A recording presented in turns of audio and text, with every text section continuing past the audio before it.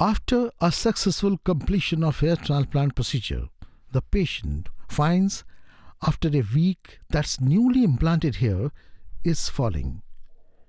Person who is unaware of the fact gets highly confused and worried.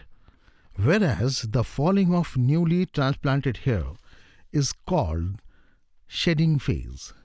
Let's understand from hair transplant surgeon and founder of DermAIMS, Dr. Ramesh Pratap, about shedding phase of hair transplant. जो hair transplant है इसके बाद में yes shedding phase आता है जिसको बाल झड़ने के लिए बोल रहे हैं एक दो बार तो नहीं झड़ते हैं बट सेम बाल एक बार ज़रूर गिरने की टेंडेंसी होती है।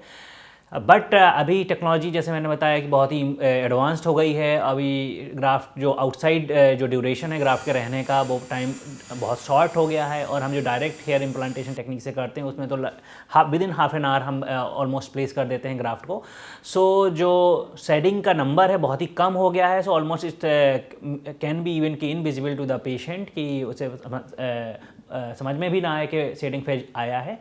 बट यस कुछ पेशेंट्स में विजिबल शेडिंग हो सकता है डिस्पाइट ऑल दिस, लेकिन जो भी शेडिंग हुआ है वो सारे के सारे बाल आपके डेफिनेटली वापस आएंगे क्योंकि जो रूट्स अपटेक है वो हो गया है और स्टेम सेल्स उसके बाद में वो ग्रो करके आपका हेयर बनाएंगे वहाँ पर।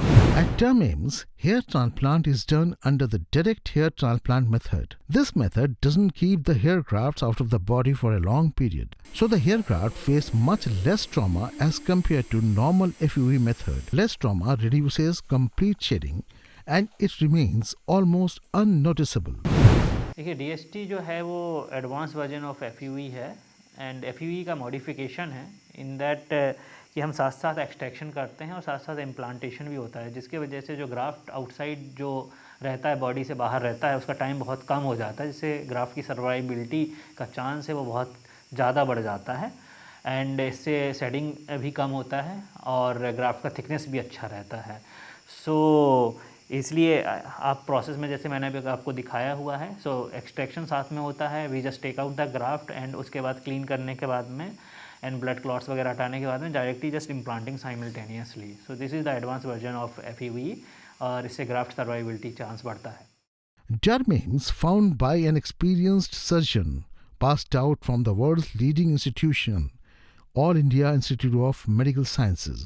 The center is well equipped with a modern infrastructure and a trained team to handle all skin-related treatment, aesthetic procedures, including hair transplant. Like and subscribe to the channel for many more relevant videos on hair transplant and other aesthetic procedures. For further information, log on to www.dermaims.com.